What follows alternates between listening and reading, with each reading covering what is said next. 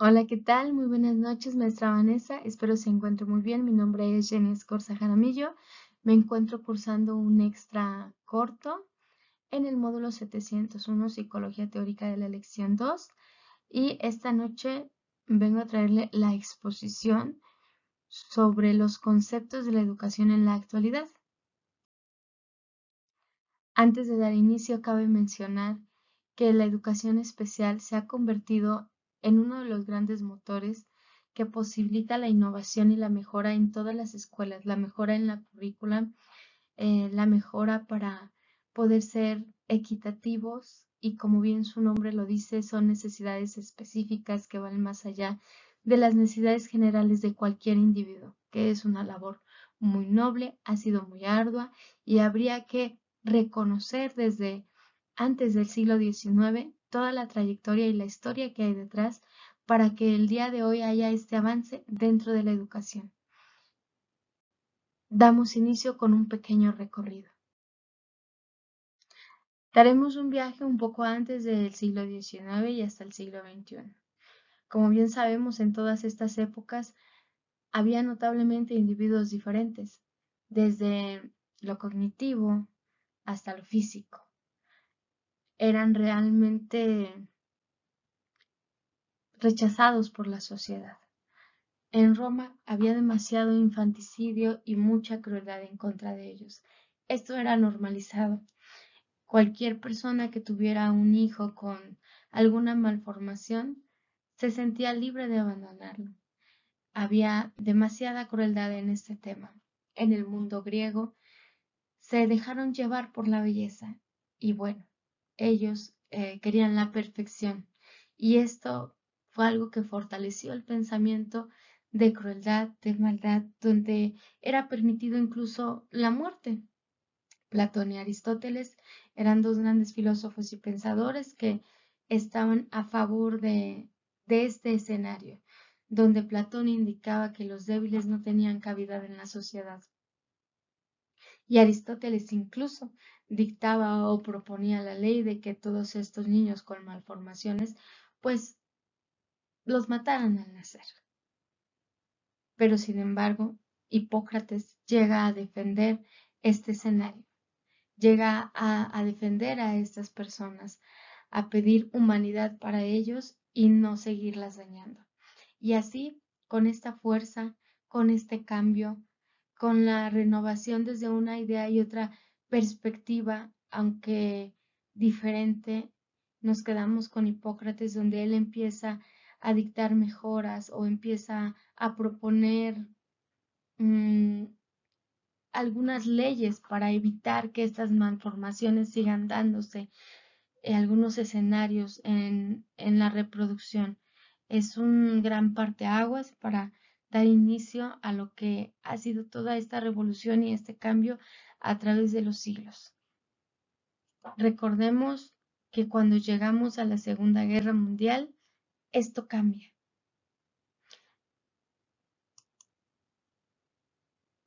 Veamos. No nos cambia la diapositiva. Ok, ya nos cambió la diapositiva. Retomando el tema, el análisis de algunos modelos teóricos como es exclusión, segregación, integración e inclusión se vienen a analizar, a visualizar a finales de la Segunda Guerra Mundial. A finales de esta guerra empieza el inicio de las revoluciones dentro de la escuela. Se da apertura a las primeras escuelas de ciegos y sordos. Esto viene con reformas de, si no mal recuerdo, Benito Juárez, donde él empieza a implementar estas instituciones y entonces empieza a tomar fuerza estos modelos y estas palabras. Y vamos de la total indiferencia al compromiso del cambio.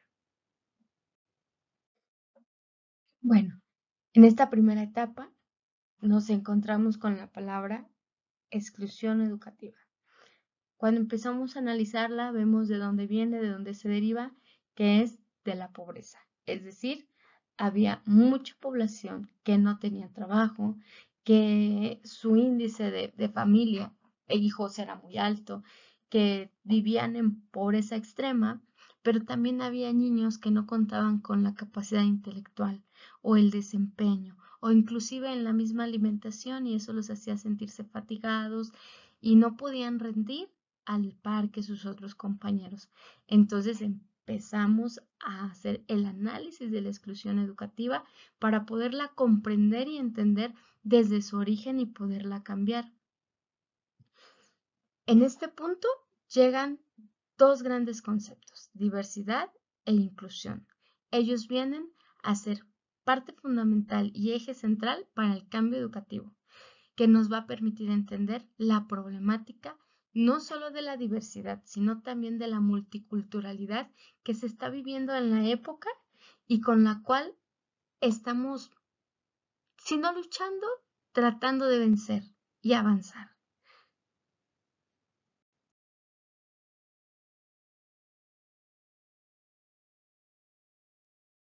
Y a raíz de estos nuevos conceptos y este nuevo panorama, podemos observar las nuevas necesidades educativas dentro del aula. Podemos ver lo que es la discapacidad, la exclusión, la dificultad y muchas otras barreras educativas que hacían prevalencia dentro de un salón. Pero no solamente existían esas barreras educativas, sino que iba más allá de un déficit de atención o de una exclusión por un estatus económico, van mucho más allá estas barreras de aprendizaje, porque también impactan o impactaban en los alumnos de alto aprendizaje, aquellos que muchas veces eran diagnosticados por déficit de atención cuando en realidad eran las aulas los que no tenían las herramientas adecuadas para poderlos ayudar, para que pudieran crecer de una manera adecuada, y a veces estos niños con un alto aprendizaje pues no eran sujetos fáciles dentro del aula, y vaya, los compañeros pues no podían seguir el ritmo, y lo cual los llevaba a los profesores a excluir a estos pequeños dentro del aula educativa. Y bueno, como venimos mencionando, habían muchas o hay todavía muchas barreras educativas, desde la falta de maestros con cierta formación académica, desde las aulas, los materiales, los recursos pedagógicos, las condiciones, el material didáctico. Existían muchas barreras educativas que impedían la evolución y creaban exclusión dentro de las aulas. Y bueno, la educación especial, como su nombre lo dice, es específica. No se puede determinar dentro de un aula si estamos hablando de una deficiencia o de un déficit, de las dificultades o habilidades. Los procesos de aprendizaje para cada niño resultan ser diferentes. Entonces, la formación académica de un docente quizás no baste y tengamos que recurrir a otros especialistas que tengan que estar dentro del aula. Pero estos conceptos se van descubriendo poco a poco y los iremos mencionando, como la educación especial y las actitudes y habilidades que cada niño propone, demuestra y deja ver a su docente y a sus padres. Pues habría que empezar a definir estos conceptos. La deficiencia son funciones psicológicas, fisiológicas o incluso anatómicas que nos llevan a las educaciones especiales.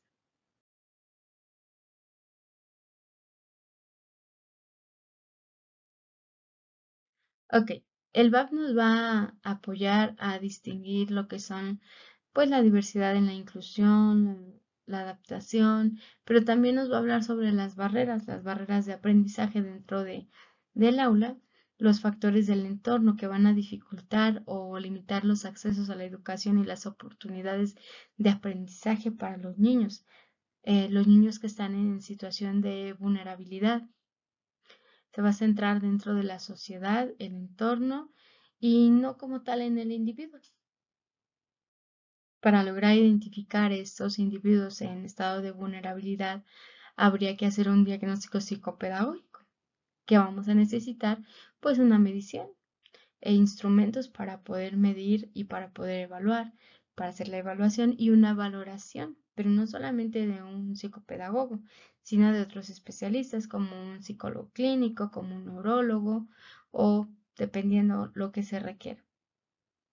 Es simplemente para clasificar o predecir o explicar el comportamiento del alumno dentro del aula.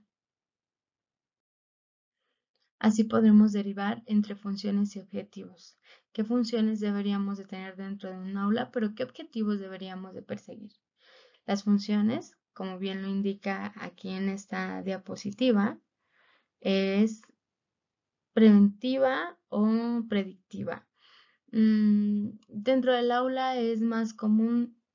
Sí, puede ser, podemos hacerlo preventivo o predictiva, es correcto, identificar los problemas, identificar la gravedad del problema, la orientación y la corrección. Esta es la función que va a cumplir un diagnóstico dentro del aula. ¿Para qué? Para lograr nuevos objetivos como es la orientación a padres de familia, la ayuda a orientadores y maestros, la adecuación del aula o la enseñanza o el aprendizaje o el currículum para ese alumno y el programa, pues sí, el currículum que veíamos, la evaluación para el progreso del alumno, porque tal vez no puede ser cualitativa y tendrá que ser cuantitativa o habríamos que ver de qué manera, conforme al diagnóstico, podemos adaptar estos objetivos y esta evaluación para el progreso del menor dentro del aula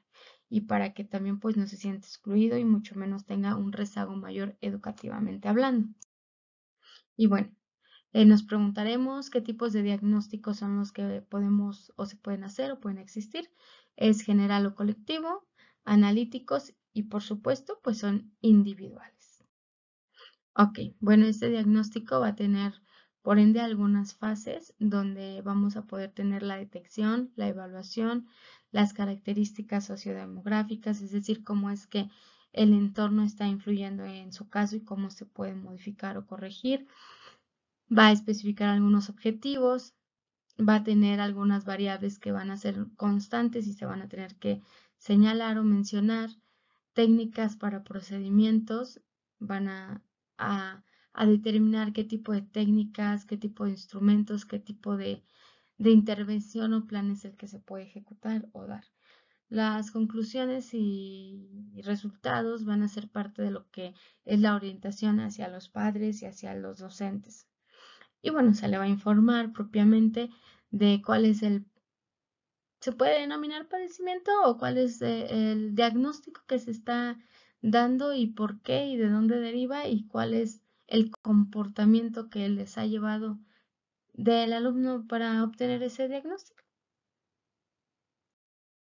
Y bueno, para poder lograr ese diagnóstico propiamente se hace, se efectúa y después vamos a obtener algo que se llama modelos de intervención, que puede ser una intervención de programas, de consulta o totalmente clínico. Okay. Llega otro nuevo concepto que es la inclusión educativa. Aquí, y para poder hablar de inclusión, deberíamos hacer hincapié en que los docentes, eh, para brindar la calidad educativa, para todas y todos necesitan áreas específicas donde puedan hablar sobre las vivencias dentro de su aula escolar, donde pueda haber esta comunicación y este intercambio de ideas, pero no solo de ideas, sino también de experiencias para tomar nuevos escenarios. Empieza la apertura a la inclusión educativa y empiezan a haber centros educativos como el CAM, por ejemplo, es la ley quien también reforma y dice la educación es parte de los derechos y está en la Constitución y empieza a ser esto muy incluyente y se empieza a aperturar porque ya no nada más es en la sociedad, sino que también toca puertas gubernamentales y autoridades y empieza a ser totalmente inclusiva. Abre la educación a la educación pública, empiezan a haber más accesos a las escuelas, eh, empieza a buscar la adaptación y la integración de toda la población. Forma una convivencia, un apoyo, no solamente una competencia, y abre totalmente la inclusión, las puertas a los indigentes, a las personas con algún déficit, con algún trastorno, personas enfermas, con VIH, niños que trabajan, niños que estudian y trabajan. Empieza a ser flexible totalmente para lograr el desarrollo de estos medios de enseñanza que también se van adecuando ahora a estos diferentes tipos de individuos que empiezan a existir dentro de las aulas educativas.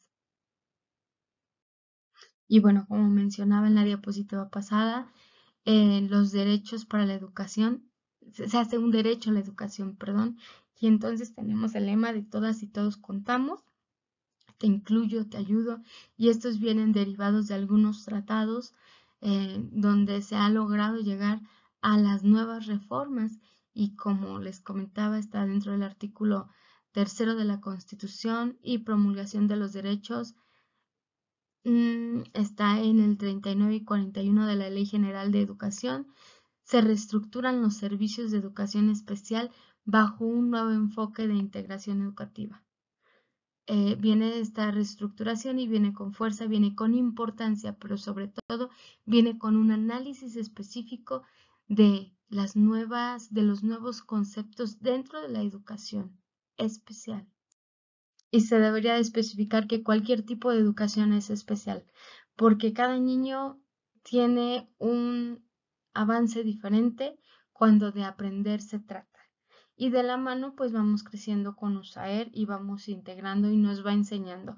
USAER fue un programa también gubernamental que nos ayuda o ayuda al docente dentro del aula a poder ver a estos niños con necesidades educativas especiales, estos niños con necesidades diferentes y necesidades propias de ellos derivadas de un diagnóstico.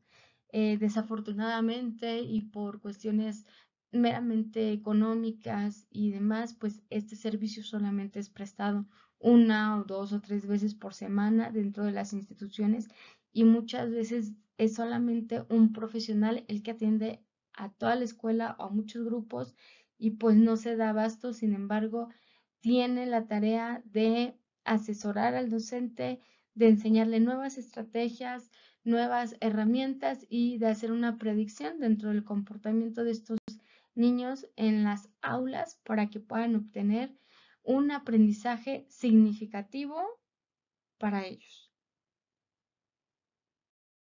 Y bueno, dentro de todo lo que leímos o de las lecturas que nos compartió, hubo algo que a mí me gustó mucho y me llamó mucho la atención, que fue la de la Declaración de Salamanca sobre necesidades educativas especiales.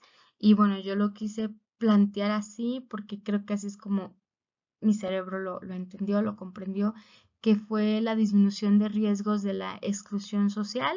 Empezamos a ver los factores sociodemográficos, empezamos a ver esta exclusión social, la identificamos estos aspectos ambientales para poder tener un impacto de cambio, de modificación.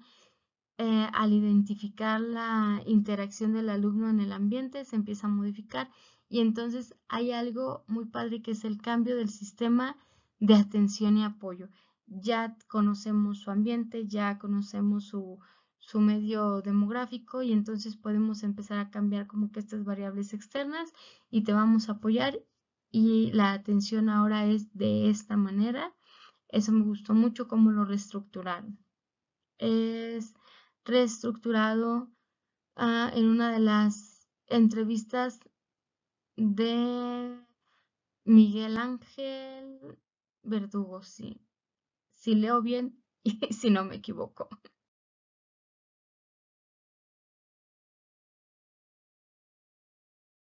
Bueno, estos son los antecedentes que van dando origen a las necesidades educativas especiales y por ende, pues a los conceptos que con ello conlleva, ¿no? En 1966 se funda la primera escuela de sordomudos y fue en el periodo de Benito Juárez, que era lo que platicábamos al inicio.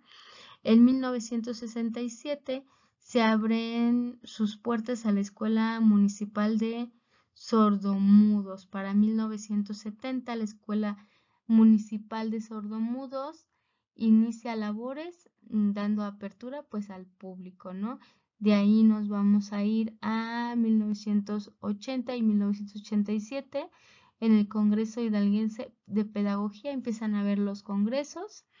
Para 1906 se crea la Selección de Antropometría e Higiene Escolar.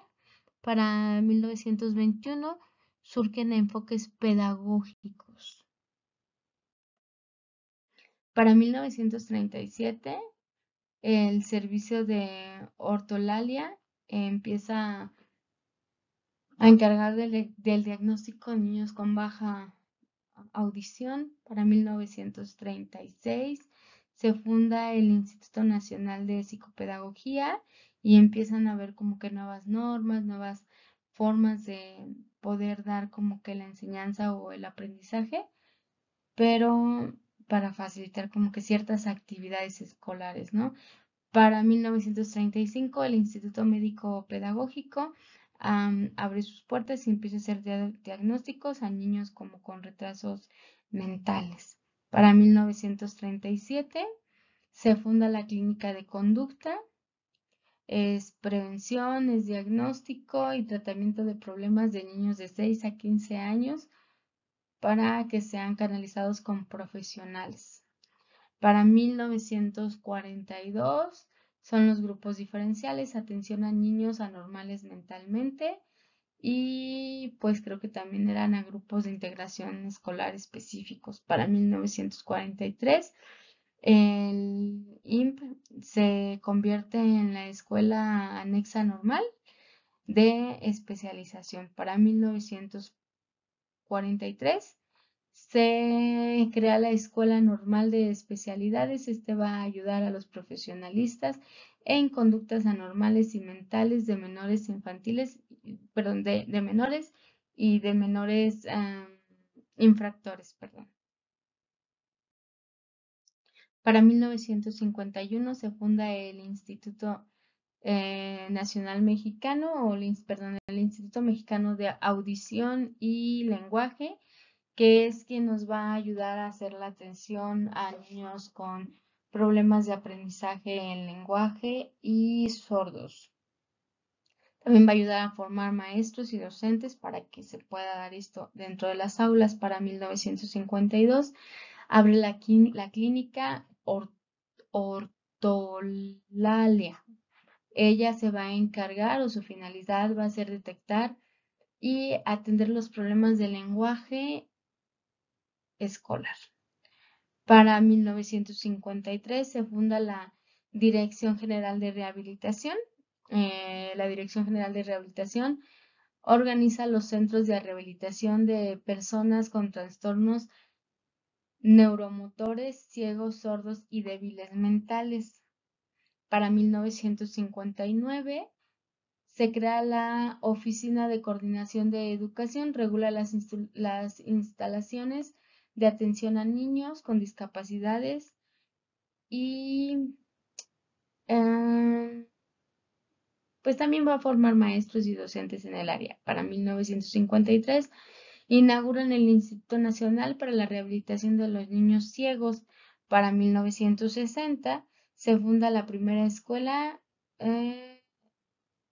primaria de perfeccionamiento, dice.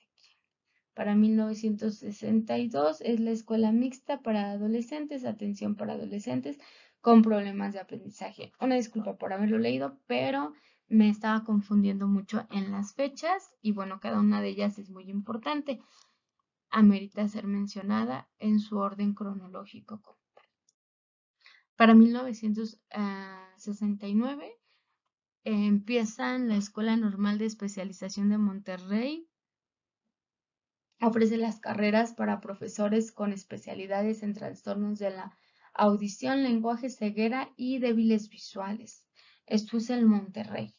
Recordemos que también es uno de los primeros lugares donde hay apertura a las escuelas de sordos, ciegos y mudos. Para 1966 se crean escuelas de perfeccionamiento en varios estados de la República, brindando atención a niños, a niños débiles mentales y abriendo sus puertas para de lento aprendizaje. De 1966 nos vamos a 1970, donde se crea la Dirección General de Educación Especial, la DG. Esto es un órgano que hasta el día de hoy sigue siendo funcional y su objetivo es organizar, dirigir, desarrollar, administrar y vigilar el sistema federal de educación para típicos y la formación de maestros especialistas. Este es su objetivo y bueno, seguimos.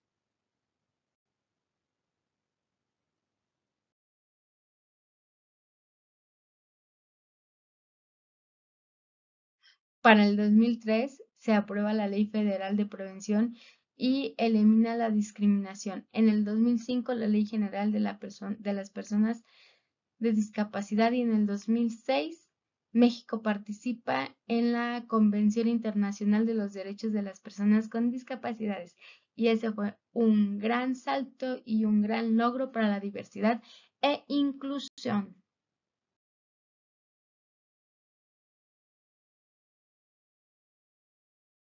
La integración educativa es algo que dentro de las aulas se ha hecho un derecho, como lo mencionan Cárdenas, es una serie de planteamientos que promueve una ubicación del niño con discapacidad en las escuelas regulares con la firme intención de resolver sus derechos a la educación, abriendo contextos de normalización, promueve su aceptación social y elimina las etiquetas. Esta es la integración educativa. Ah, y bueno, sabemos que nos corresponde por derecho. La educación inclusiva permite que todas las personas con diferentes capacidades estén incluidas dentro de un aula, ya sea que tengan deficiencias físicas, mentales o intelectuales. Esta inclusión lo que va a hacer es eliminar barreras y va a quitar limitantes para que el aprendizaje pueda ser llevado a todo el mundo, a todos los alumnos y que, bueno, pueda ser dado de diferentes formas. La inclusión es el movimiento orientado a transformar los sistemas educativos para responder a las diversidades de los alumnos. Es fundamental para hacer efectivo el derecho a la educación. Ok, esa sería parte de la inclusión. Y bueno, esto lo comento porque existen más tipos de inclusión. Está la universal y está la moderada. La universal, pues es esta que nos va a dar como que accesibilidad a que todo sea completamente accesible, a que no existan barreras de aprendizaje, a que se dé la parte sensorial, la parte física, la parte conductual, a que todo esté universalmente diseñado para que cualquier individuo pueda aprender. Está diseñado para todos y todas, mientras que la inclusión moderna también lo está y va a tratar de que los estudiantes aprendan e interactúen entre grupos regulares. ¿Ok? Entonces ya vimos que hay diferentes tipos de inclusión. Y nos preguntaremos cuál es la diferencia entre este tipo de integración. Bueno, es muy simple. La moderna va a plantear objetivos relevantemente modestos en los avances, mientras que la radical va a proponer cambios completamente fundamentales y de trasfondo y va a querer hacer cambios desde las escuelas, el sistema educativo y la sociedad y todo. Va a ser muy radical como su nombre o su definición bien lo dice. La integración, en este caso, la inclusión radical, la inclusión de integración, se va a referir a un enfoque donde se intentará incorporar a las personas con diferencias, como discapacidades o habilidades diferentes, etcétera. Habrá un mundo de diferencias para poder integrarlas aquí.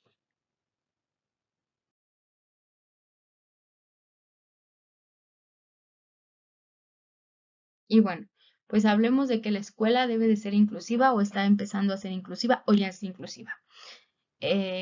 ¿Cómo podemos educar en una escuela inclusiva? Pues proporciona oportunidad educativa y de calidad, proporciona aumentar la participación y reducir la exclusión, atención a la diversidad, desarrollo de escuelas del personal y el alumnado, o sea, le va a dar capacitación a su personal y también va a atender al alumnado, eliminación de barreras de aprendizaje y va a mejorar las condiciones de acceso y permanencias y egreso.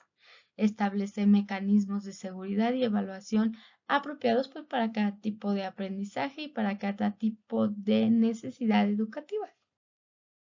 Bueno, los principios de la educación educativa, como aquí vemos.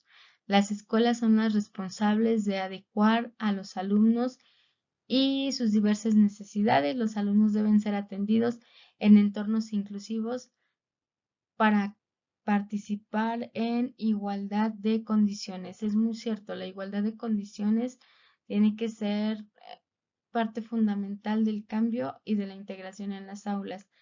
Puede haber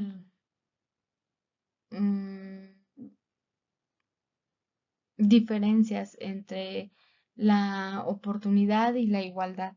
La oportunidad pues la podemos brindar absolutamente a todos, mientras que la igualdad pues no. Aquí la igualdad pues viene desde el cambio radical en el currículum, en la manera de evaluar, en la manera de enseñar, en la manera de recibir el conocimiento y también de emplearlo, ¿no? Entonces la escuela inclusiva nos va a brindar esto. Las diferencias en las capacidades de los alumnos deben ser una fuente de aprendizaje, más no una barrera. Y es correcto que lo que decíamos, estas diferencias van a aprender a ser una fuente de aprendizaje, es decir, pues el que es visual, deberemos aprender a tener nuevas herramientas visuales, el que es kinestésico también nuevas herramientas, y así nos iremos y que cada uno de ellos tendrán que tener una currícula diferente de aprendizaje para poder lograr lo que deseamos, que es la igualdad de condiciones para el aprendizaje significativo dentro de las aulas. Creo que podremos proponer mucho, pero realmente la mejor propuesta deberá de ser la que viene de un docente que está viviendo dentro del aula esta inclusión educativa. Es fácil proponer la capacitación para docentes y directivos de todos los niveles educativos para que reduzcan la importancia de la educación inclusiva,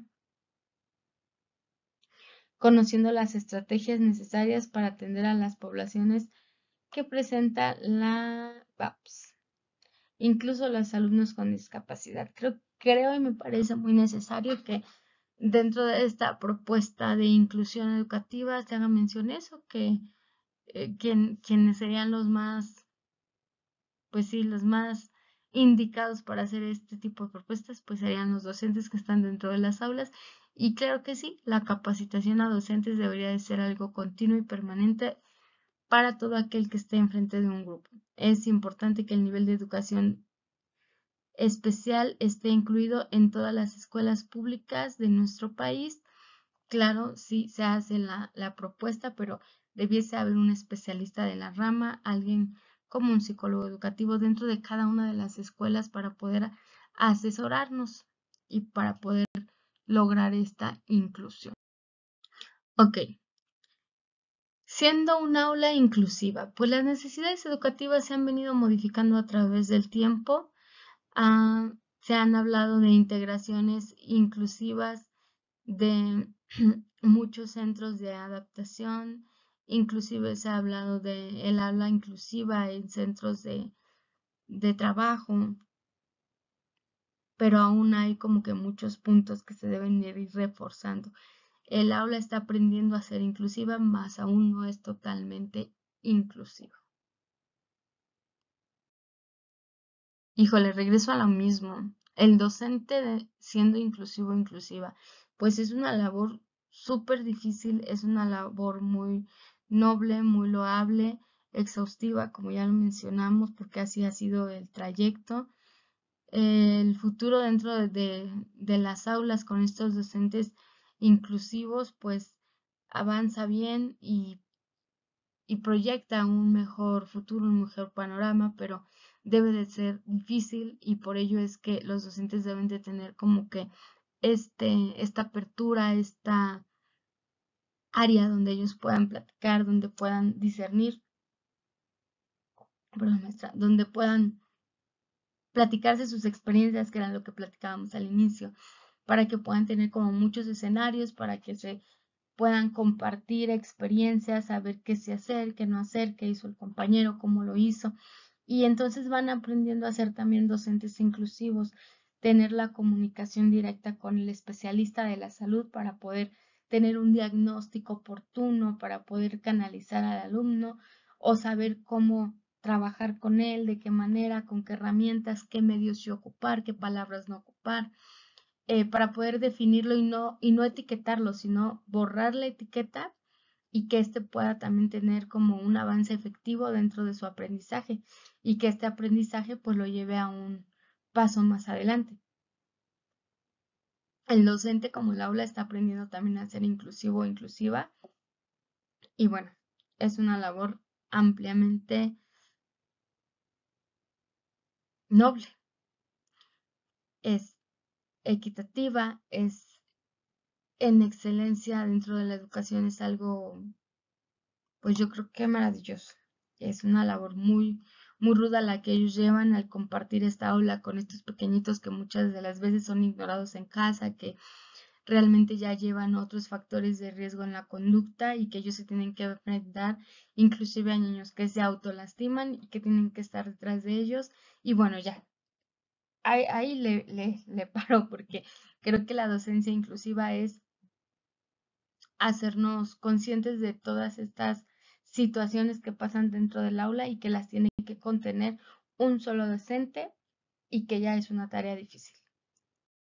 Y por esas mismas razones, las herramientas para la planeación y el diseño didáctico inclusivo deben de estar reforzadas con la familia, con los estudiantes, con la comunidad, con el recinto educativo, perdón, y con todas las estrategias necesarias para cubrir objetivos educativos específicos de inclusión.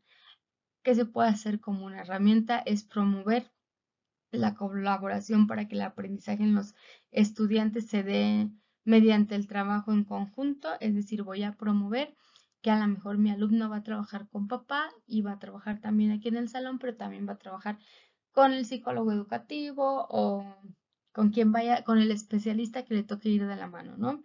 Las personalizar los objetivos, claro que sí, es fundamental como una herramienta clave que cada niño para lograr el aprendizaje tenga personalizados sus objetivos a lograr dentro y fuera del grupo para que se puedan sentir valorados y no excluidos. Hay que empezar a identificar todas las barreras para poderlas minimizar y para poder avanzar sin que existan barreras de aprendizaje y podamos seguir creciendo. Es otra herramienta, el análisis de todas las barreras dentro del aula, específicamente de los niños que están siendo vulnerables en el aprendizaje. Fortalecer el acceso y permanencia dentro del aula y también la conclusión del ciclo para el estudiante, ¿no? Que sea una evaluación justa, equitativa, pero sobre todo que no solamente se quede en una evaluación, sino en un aprendizaje, que sea significativo lo que el niño a lo largo del año se pueda llevar, que tal vez para otro niño sea la mitad, para otro va a ser el doble, que sé yo, pero que sea muy significativo y que este acceso sea favorable también así como el egreso de este. Esas son herramientas súper pues básicas.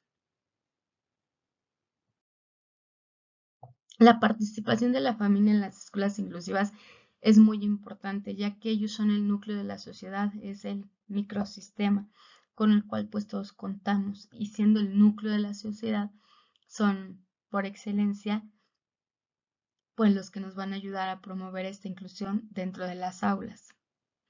Van a asumir un rol como protagonistas para la protección o para no dejar más bien desprotegido o vulnerable al alumno, sino que va a tener todo el respaldo dentro de casa y del núcleo familiar. Es súper importante tenerlo para lograr los objetivos. Eh, Calvo 2016 manifiesta lo siguiente: la sociedad y la escuela han evolucionado, pero no solo ellas, sino que la familia también ha sufrido cambios sustanciales, desde una configuración patriarcal o matriarcal o una familia nuclear, de una escasa participación hasta su papel activo y protagonista en la escuela y en las dinámicas internas y educativas relacionadas con sus hijos. Y esto no nada más para los niños que están o que estuvieron en su momento excluidos, sino también para todos los alumnos. Ha modificado la sociedad, la inclusión educativa, porque se ha modificado para absolutamente todos y cada uno de nosotros.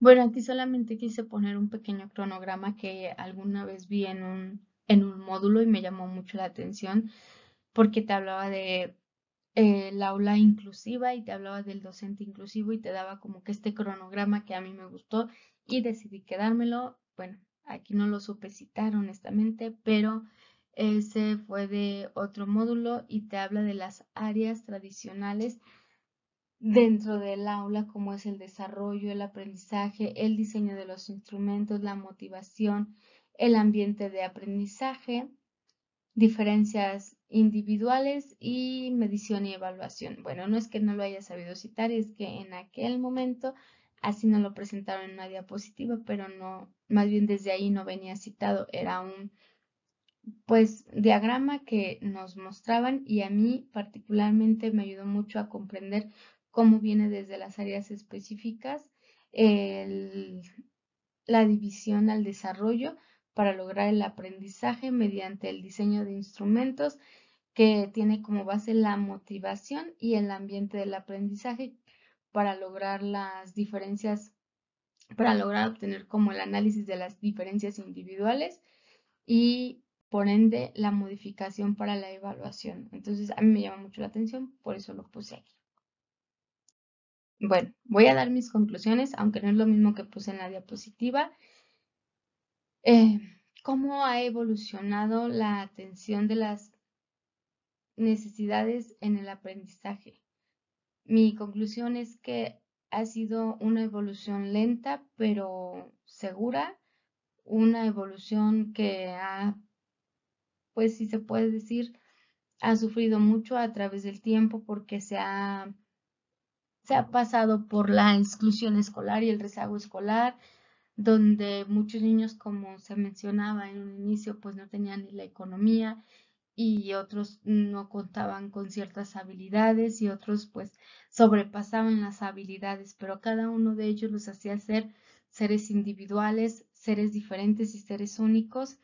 Y la evolución de esto es a través de algo muy sencillo que es la observación de un concepto, la observación de una palabra, la palabra que puede venir a impactar y a modificar una línea cronológica a través del tiempo donde dices, ok, me está llegando de este lado, que es la inclusión, la exclusión, y empiezan a llegar todas estas conclusiones y análisis de nuevos conceptos que van cambiando paradójicamente la evolución de la educación, donde se toman las necesidades educativas especiales no solo como un motor, sino como una bandera para el cambio y para lograr nuevos objetivos, para lograr que niños que no tenían un futuro cierto puedan tener por ley el derecho a la educación, que se hayan abierto nuevos centros de educación diferentes a los que ya conocemos como son los CAM, donde puedan ir personitas con diferentes capacidades psicomotoras, motrices, de síndromes, espectros, donde puedan ir y donde puedan estar ellas juntas y aprender tal vez un oficio, aprender el aprendizaje a través de algo diferente, pero que va a ser funcional para su vida diaria, que va a ser realmente la base para lograr subsistir, para no padecer como en su momento pues hay muchos niños que están abandonados en casas hogares, en el DIF, o que son abandonados en la calle, que tienen esta condición de riesgo y que empiezan entonces las conductas autodestructivas y que es lo que no queremos o lo que realmente a partir de la educación que está ligado de la sociedad, que va de la mano porque es el núcleo, como lo decíamos, ha venido teniendo un impacto de cambio muy positivo para esto que llamamos aprendizaje significativo, que cambiemos la currículum, que cambiemos la forma de ver a un niño con hiperactividad, que cambiemos la mirada de ver a un niño eh, que no puede integrarse a un grupo y que cambiemos la dinámica para que ahora el niño no tenga que integrarse, sino que el grupo se integre a él, que haya esta facilidad de observación en el medio ambiente donde podamos ver que sí, que no le favorece a un alumno, que haya la facilidad de poder brindar un diagnóstico dentro de la institución escolar, donde podamos acercarnos a los padres de familia, donde se puedan aperturar estos diálogos que son fundamentales para el cambio. Creo que sí llevamos un gran avance, que ha habido una lucha voraz y que sigue y que va a seguir porque las barreras hay aún muchas dentro de las aulas escolares, pero se irán identificando y será luchando para quitar cada una de ellas, promoviendo nuevos aprendizajes, promoviendo nuevas formas. Entonces creo que sí hemos avanzado. Y bueno, pues por mi parte ha sido todo. De antemano, muchas gracias, maestra. Gracias por su tiempo, que en esta ocasión fue bastante, pero espero que le agrade un poco y creo que la mayor parte de lo que se ha dicho esta noche en esta exposición, pues es lo que entendí de de este módulo. Me han quedado claras muchas cosas y otras que he leído que seguiré discerniendo. Pero pues muchas gracias, maestra, y seguimos aprendiendo. Gracias. Hasta luego.